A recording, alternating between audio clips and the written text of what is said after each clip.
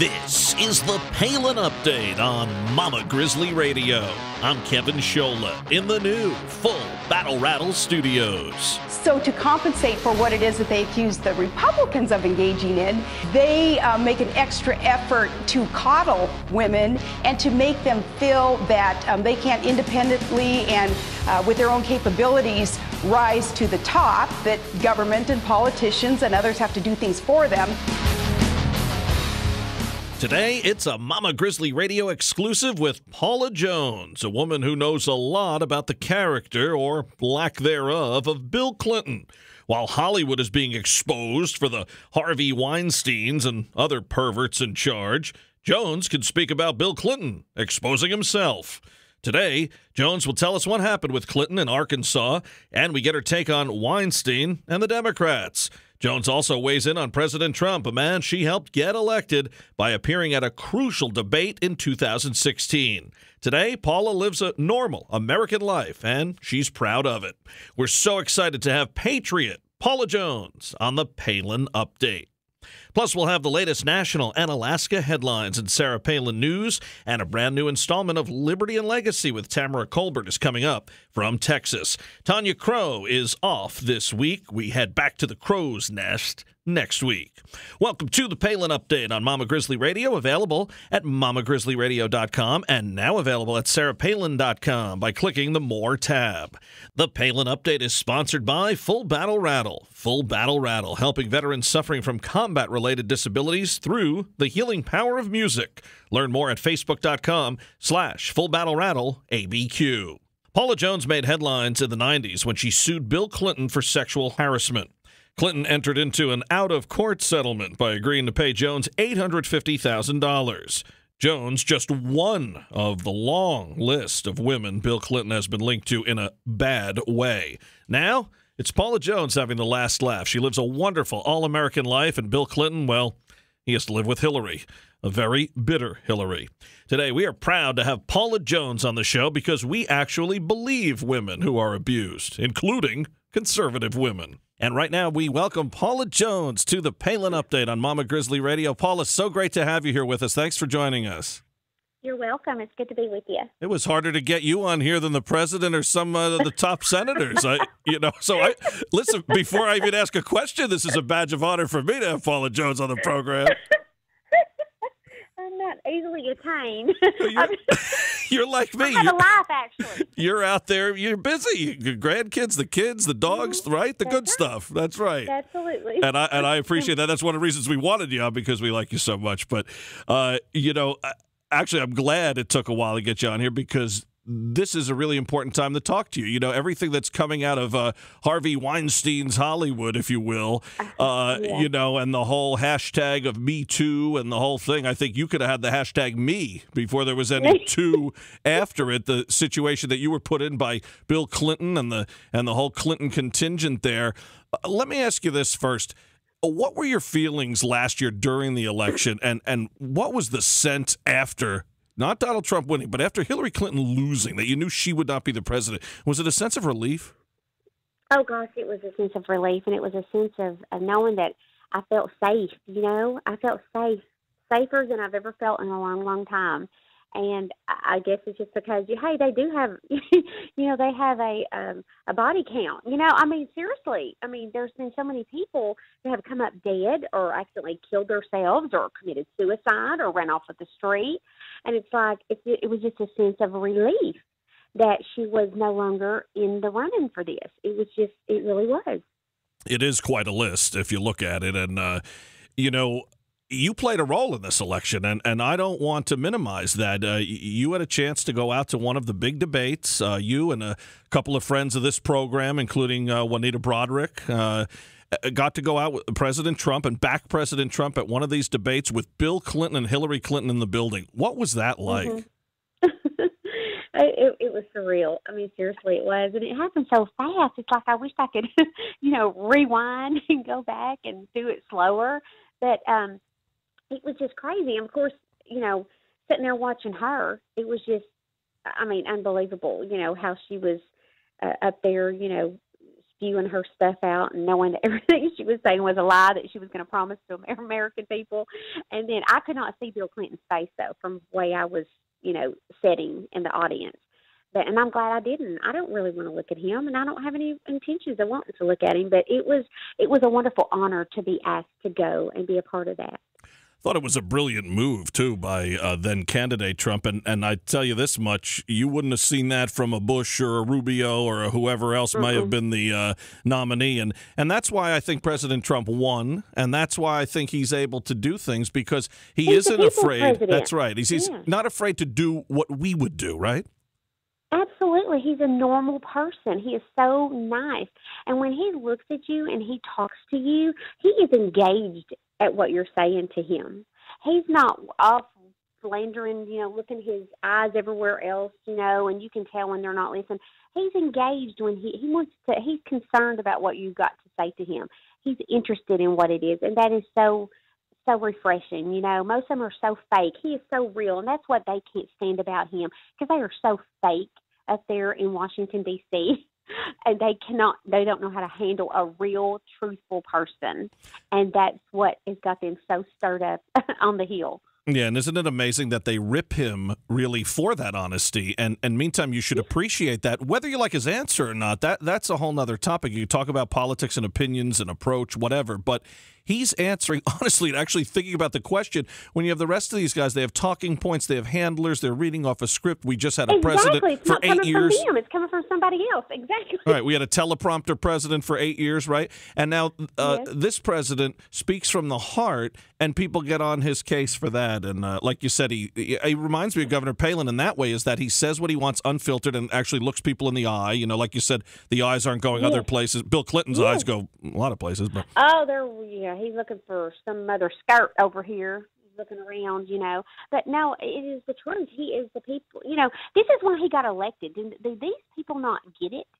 This is exactly why he got elected. His tweets, him tweeting, this is why he got elected. We love that about him. The normal American people love that about him. He is a real person. He's not fake. He's not a fraud.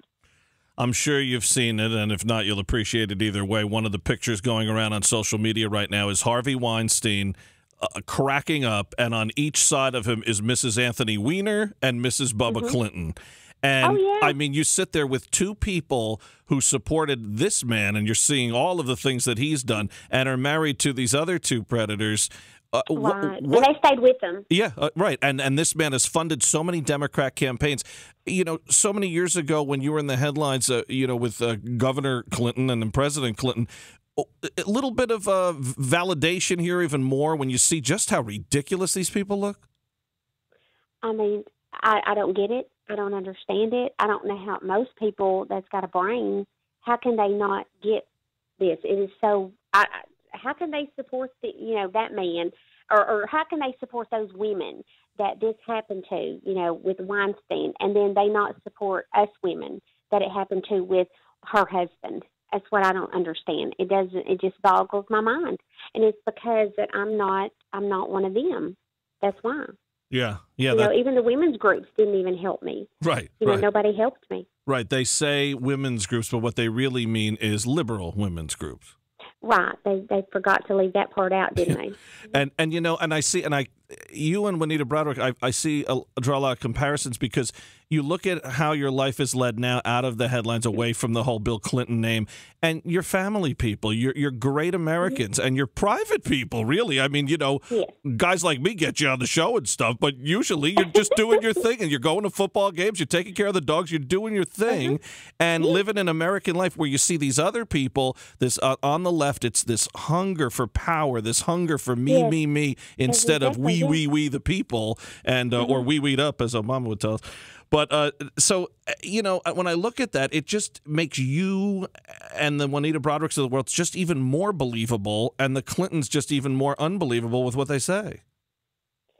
Well, that's all they're about. It's about them. They're narcissists, and it's about power and money and greed. And, they want to, it's socialism, really. It's what they're wanting to do. They're wanting to rule the world. They're wanting to rule everything, and that's what they're trying to do. But I don't know how they got so many followers.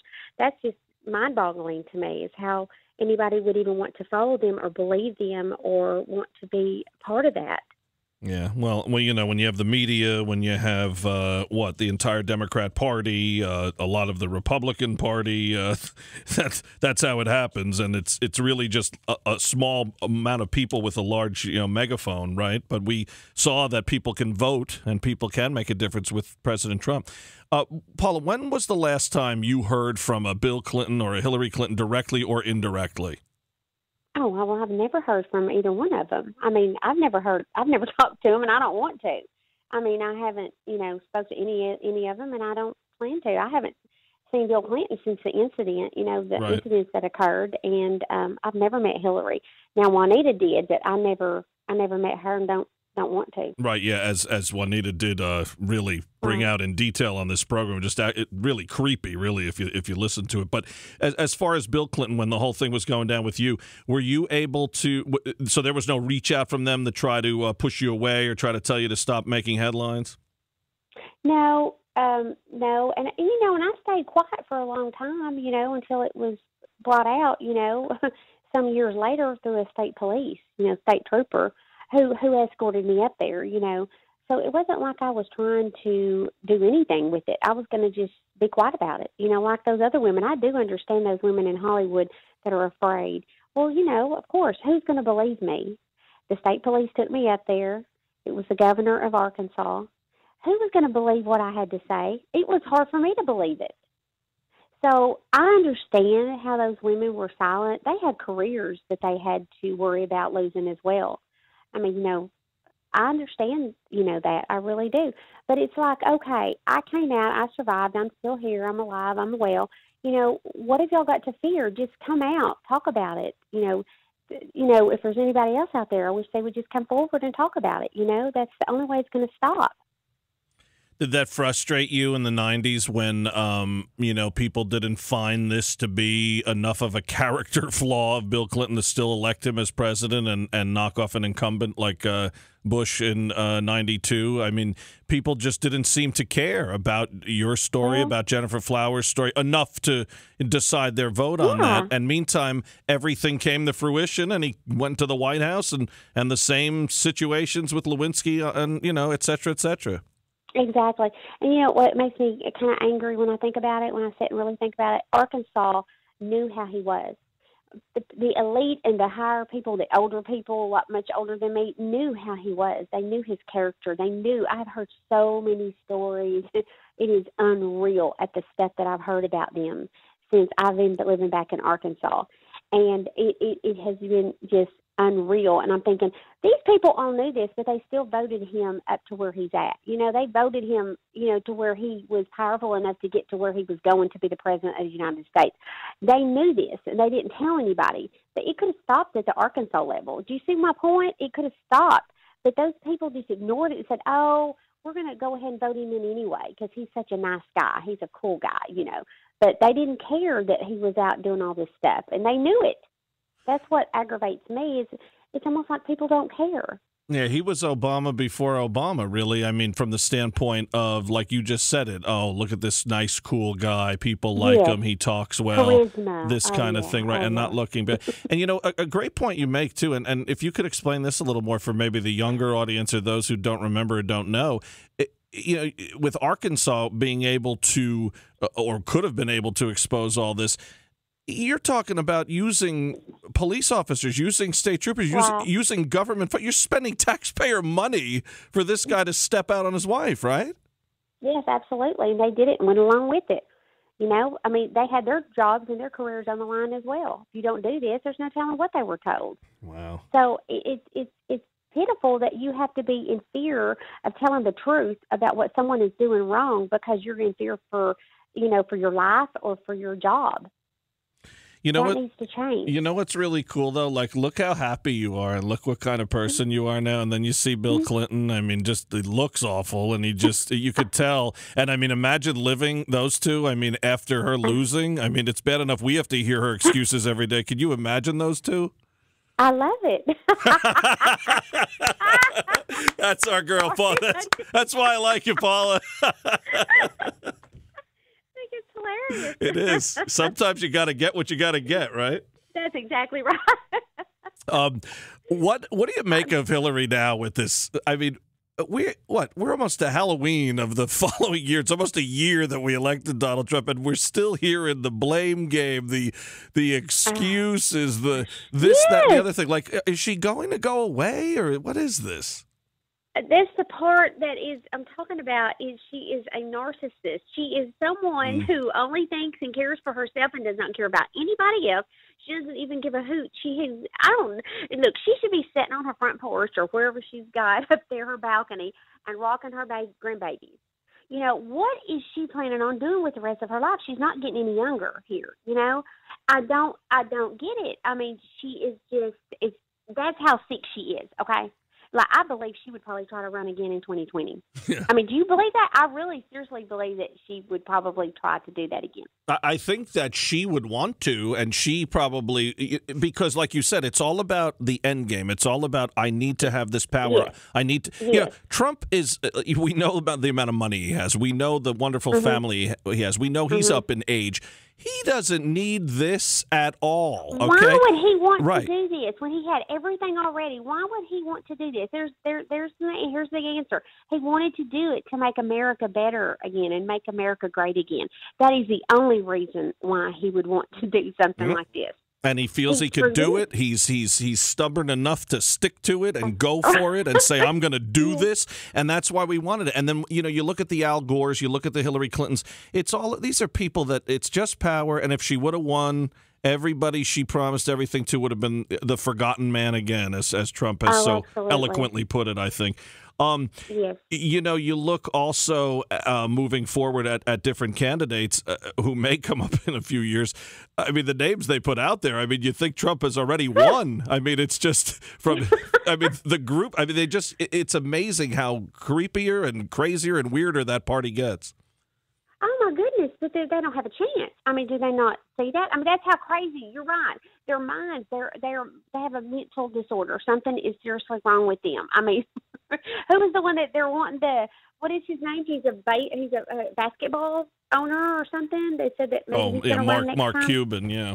Yes. Who you know, he's like a Bloomberg type. Not only are they both 5'1", but they both, you know, every minute it's now I'm a conservative, then I'm a Republican, then I'm a Democrat, then I'm a liberal, but all the time I'm really, as you put it, a narcissist. What about Paula Jones as far as Bill Clinton back in Arkansas? How did you ever meet him in the first place? Because I was working at the state of Arkansas, and I was working through Arkansas Industrial Development Commission, and I was asked by my boss to work the Quality Management Conference. So I did, and that's how I met him that day. I was at the hotel at the ballroom, at the front of the ballroom, handing out, you know, brochures and stuff like that to business owners that were coming in where he was going to be speaking at, and that's how it happened. It's the first time I've ever met the guy. Was when he asked, you know, the state police asked if Bill Clinton wanted to meet with me, and of course I went up there. Why wouldn't I? I had no idea how he was until after what he did to me. I had no idea that wasn't on my mind, so I wouldn't have ever suggested or thought that would have been on his mind. I mean, he's the governor. Yeah, you know, and you're working in the state. I mean, it makes total sense, right? And that's what people don't understand. I was working. I was on the job working when I was asked to go up there, and he exposed himself to me. I was working, okay? It wasn't at a nightclub, and I was on the job. Right. You know, and that was the first time I'd ever met the man.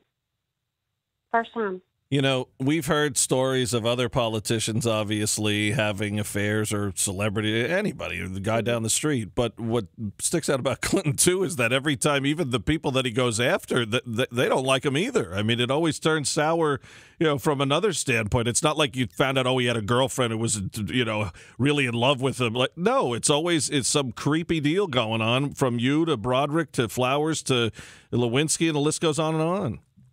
Oh, he's a sick guy. He's got serious problems. But but he gets away with it again because they say, the great talker and the way he's able to communicate with people, and they choose to look the other way. Meantime, if it's a conservative from Palin to Trump to whoever you may want to talk about, they'll nitpick every little thing they say, and if they get one word wrong, they'll harp on that for a month.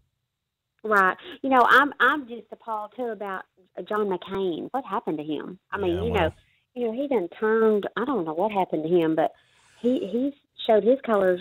Yeah. He's went to their side. It's like he's over there on their side now. Well, I mean, there was a picture of him with Weinstein as well. Did you see that picture? Yeah, I did. Wow. But what was that all about? Sadly, Paula, I think our biggest problem, and I've said this for so long, is the Republican Party, because look, the Democrats, they're nuts. They're far out there, but it's not like they're not telling us what they're going to do and trying to do it. Obama, I'm going to fundamentally transform America. I mean, they all say what they want. The socialists and Sanders, and they don't mean any of it. Elizabeth Warren. But then you look at the Republicans and, we're going to repeal and replace Obama. They run on this for 7 years, and then they get in, and out of spite, because they're jealous of the man who's president, they have to go and pull this nonsense, still hoping to get rid of him in 2020. That's their goal, instead of making America great again.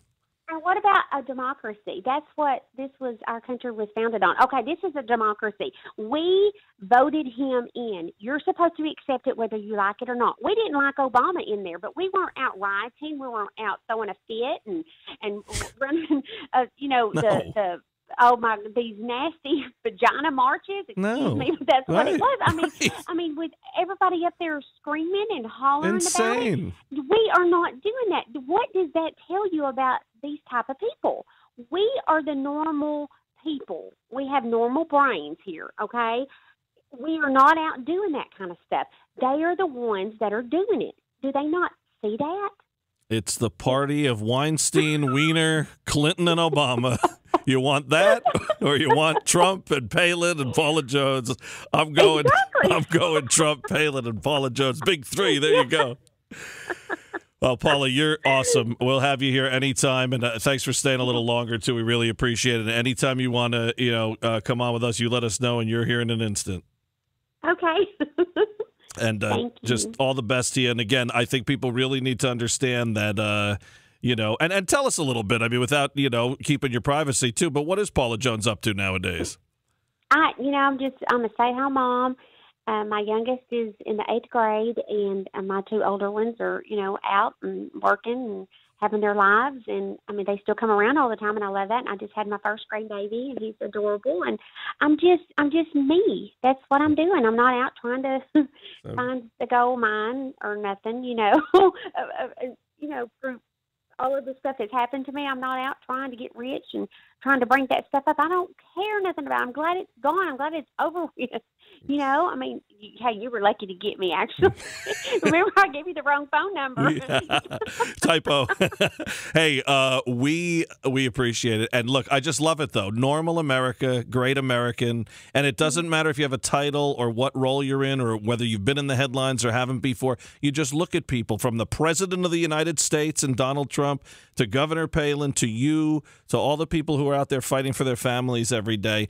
And then you look at the other side, and it's me, me, me, and look, I'm on TV, and power, power, power. And you know what? It's finally come back to bite them. And the Weinsteins, the Afflecks, the Matt Damons, and all these politicians are exposed. And like you said, isn't it wonderful?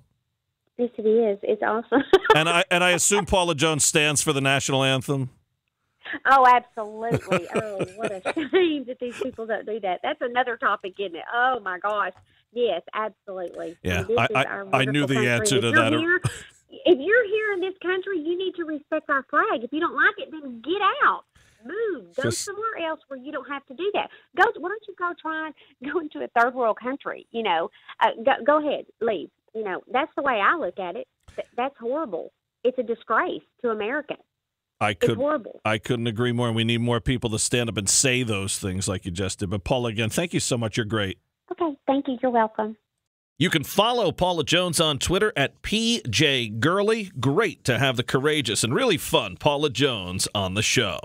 Now it's time for Sarah Palin news, headlines, and more about Governor Palin. Retired Army General and former CIA Director David Petraeus says President Trump's approach to North Korea is aimed at China. Democrats are struggling where it matters most, and they aren't getting much help. Rebuilding their finances from month to month has proved to be a difficult chore. Everything you need to know about connections to Uranium One. It's reported that 31 of 38 women have gone on public record to describe their horrifying experiences during meetings with James Toback. Corrupt DC exposed. Stay tuned for more revelations. And thank you, One America News, for highlighting. Keep shining the light. For over a century, the story of the Titanic has captivated audiences. According to Andrew Aldridge of Henry Aldridge and Son Auctioneers, the record-setting letter was the last written by a casualty of the ship's unanticipated fate. The enormously publicized telephone call between President Trump and a Gold Star family has warmed into a political sparring match between congressional Democrats Frederica Wilson and Maxine Waters and Trump's chief of staff, John Kelly. Air Force One veteran Jim Sadler saw people protesting the national anthem at a game he was officiating. We'll tell you how he responded. MSNBC host Rachel Maddow is no stranger to speaking ill of President Trump. It's all she seems to do these days, but her latest accusation went way off the deep end. Bo Bergdahl, the Army soldier who just pleaded guilty to deserting his post in 2009, now complains the treatment he's receiving in the United States is worse than that of the Taliban soldiers who held him captive. It's about time to celebrate for one of the unsung victories that we get out of his new administration, one day at a time. These are Sarah Palin's words. I've never been so disappointed in the GOP, watching them let criminals skate, never proving they're serious about draining the swamp, excusing the corruption, right along with the corruptors. Republicans asked to be put in charge, so we put them in charge. Republicans, do your job. Thank you, Governor Palin. We couldn't agree more. Maybe Chief of Staff John Kelly was right when he recently said nothing's sacred anymore. A Democrat activist scolded Vice President Pence and his son over their wedding ceremony venue choice. Everyone talking about what music artist Justine Skye did at the start of the Brooklyn Nets-Orlando Magic matchup. She sang the anthem, but during the song's last note, she did something head-turning, and there was a pretty mixed reaction. Winning, President Trump declares victory in the efforts of U.S.-backed forces to liberate Raqqa, calling the liberation a critical breakthrough in the anti-ISIS campaign. It's been months since Congress began conducting an investigation on Russian interference in the 2016 presidential campaign. Are you wondering how much this is actually costing us taxpayers? Former Presidents Barack Obama, George W. Bush, Bill Clinton, George H.W. Bush, and Jimmy Carter are teaming up for a great cause. According to new documents released by the FBI, Hillary Clinton was targeted by Russian entities before she was nominated to be Secretary of State in 2009. The FBI told her of their spying, and what she did next is unbelievable. A new bombshell report has emerged, which shows former President Bill Clinton sought permission to meet privately with Russian officials in Moscow during President Obama's administration. A new report says the number of abortions between 2008 and 2014 has dropped. It explains a number of factors have contributed to this, one being there are 8 states that only have one abortion clinic left. In an unusual story, police officers arrest a 64-year-old for possession of methamphetamines. The problem? The substance tested at the scene was actually donut glaze from Krispy Kreme.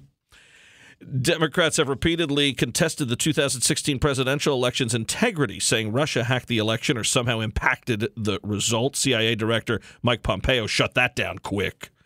Democrat Congresswoman Maxine Waters cannot seem to go anywhere without uttering the words impeach Trump, not even to an AIDS walk in Los Angeles, California. The Harvey Weinstein sex scandal is disgusting enough that a Hollywood producer can abuse his power to sexually abuse 40 women spanning over 30 years, but gets worse as people somehow continue to suggest the victims are to blame for his actions. President Trump not happy with the National Football League's latest decision concerning the playing of the national anthem. U.S.-led forces were able to take back ISIS de facto capital, spelling the end for the terror group. Officials at the Pentagon, though, say there are a few more things needing to be accomplished. Society has painted a certain picture of men and women with Down syndrome, but we know the truth. They're some of the Lord's greatest blessings to us and are capable of exactly the same wonderful things as any other person. And a big happy birthday to Bristol Palin. Thank you to Governor Palin as well for featuring my story on American Horror Story and President Trump. To read all of these stories, visit the Mama Grizzly Radio Facebook page. To see any of the governor's posts in their entirety and to read her devotionals, visit Sarah Palin's Facebook page. Follow her on Twitter at Sarah Palin USA, and don't miss the news, sarahpalin.com. Now, the Palin Update with Kevin Scholla presents Liberty and Legacy. Here's Tamara Colbert. Where to begin this week? I had the hardest time figuring out what to comment on because it's such a news-rich environment right now. The NFL and how Commissioner Goodell's decision to attack President Trump was a bad choice, or Colin Kaepernick's lawsuit against the NFL and blaming Donald Trump for his woes. Well, sorry, Colin Kaepernick, you can't blame the president for being a lousy quarterback. But what about the disastrous ideological suicide mission of California's Governor Jerry Brown, a.k.a. Governor Moonbeam?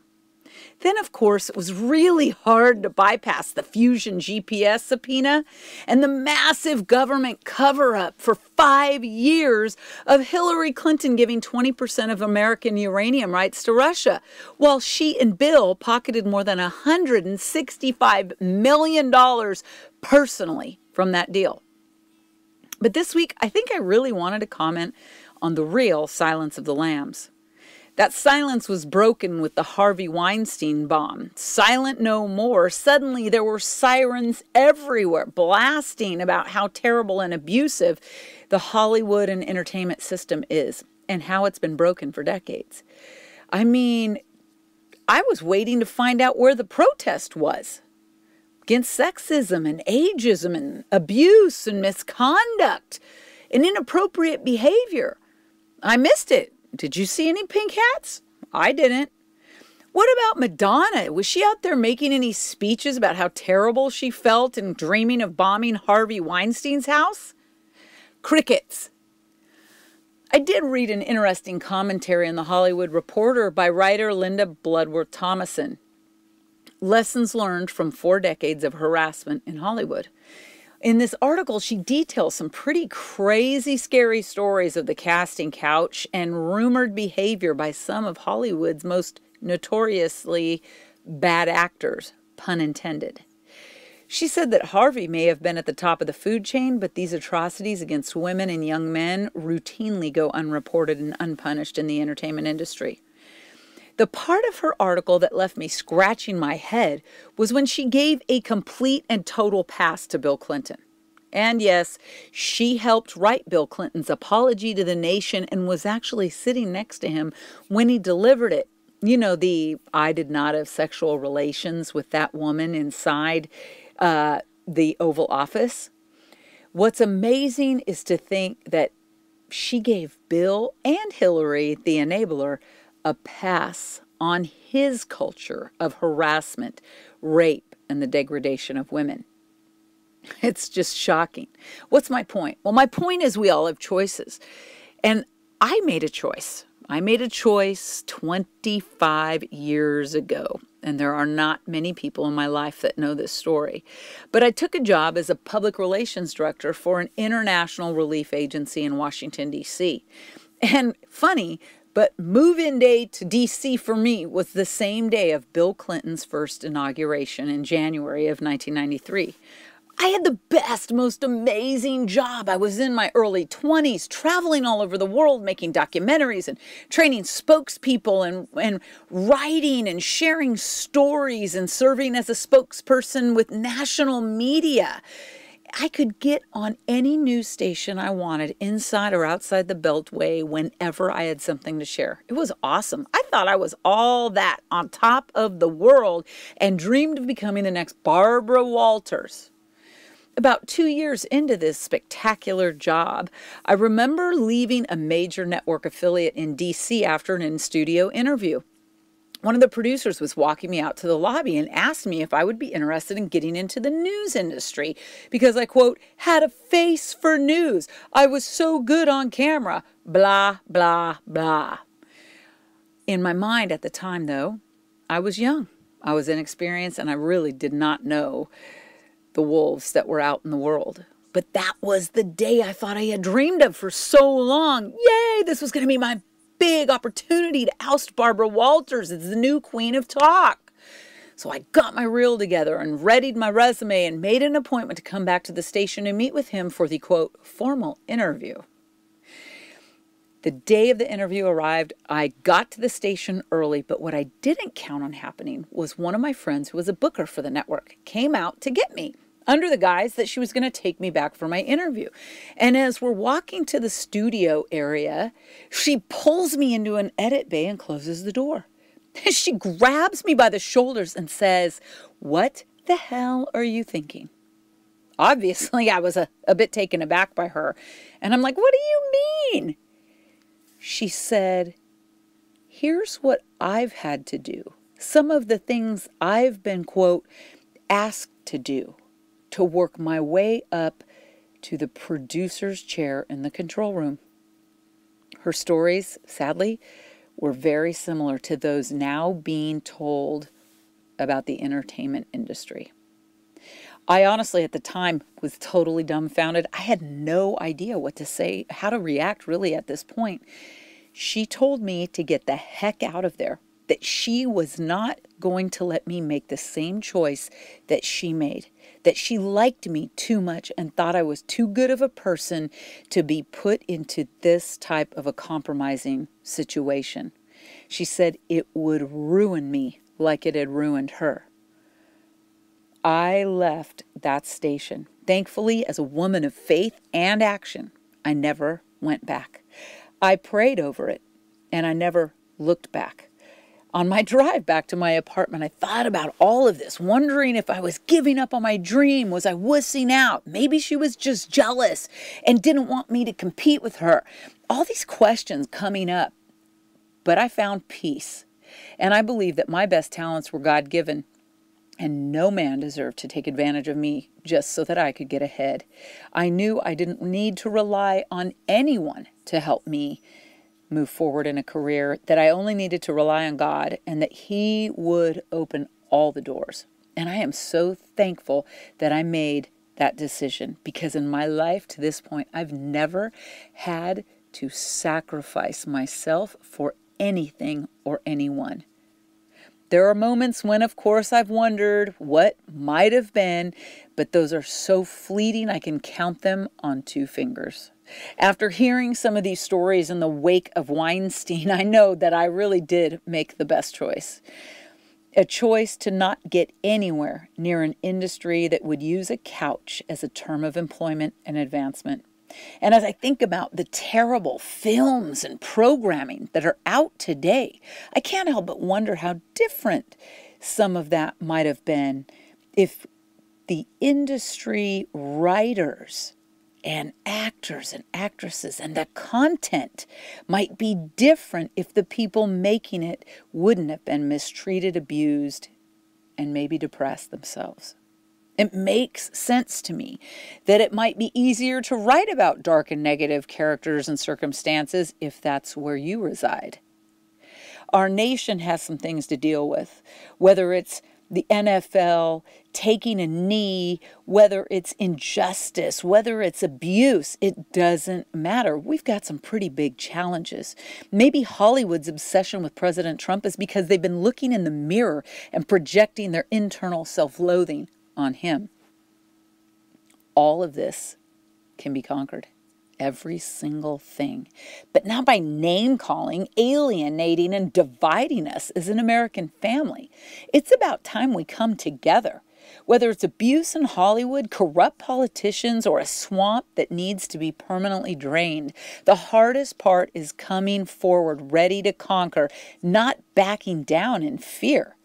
There can be no more business as usual inside the Beltway or inside a casting office. It's time to stand up, speak up, and show up in order for each of us to unite and make America great again. I'd love to know what you think. Thanks for letting me share my story. You can tweet me this week at Tamara Colbert. Pray for someone. Thank a soldier for the freedom you enjoy. Volunteer to make a difference.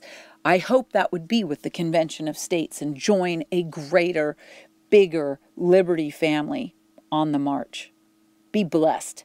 I'm Tamara Colbert for Mama Grizzly Radio.